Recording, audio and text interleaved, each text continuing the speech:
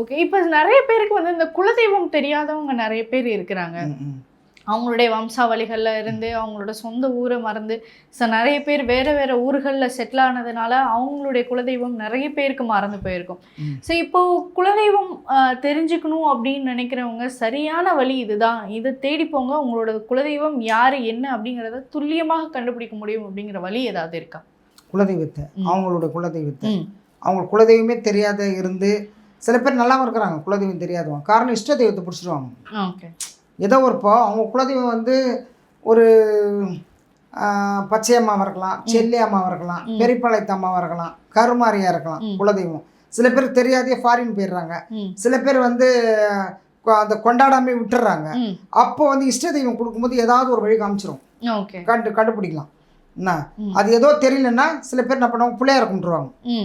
பொதுவானவர் பிள்ளையார், உலக தகப்பனவர், உலக முதல் கடவுள். எனக்கெல்லாம் விக்னேஸ்வரனை பிடிக்கும். அவரை கும்பிடுவாங்க. பிள்ளையாரை கும்பிட்டாரே அவர் அதாவது அவருடைய தும்பிக்கையே நமக்கு நம்பிக்கை. பிள்ளையாரை கும்பிட்டாலே போதும் குலதெய்வம் தெரியாதவர்கள். இதை போய் துல்லியமாக கண்டுபிடிக்கணும்னா கண்டுபிடிக்கலாம். இதுக்கு ரொம்ப நேரம் ஆகும். அதை விட அவங்க பிள்ளையாரை கும்பிடுவோம். நான் நிறைய பேருக்கு சொல்லியிருக்கிறேன், பிள்ளையாரை கும்பிடுவாங்க, நல்லா இருக்கிறாங்க. ஓகே. சில விஷயத்தில் நாங்கள் சொல்லிடுவோம், இந்த தெய்வம் உங்களுக்கு இதை நீங்கள் மறந்துட்டீங்க, சில உத்தரவு கிடைக்கும் எங்களுக்கு.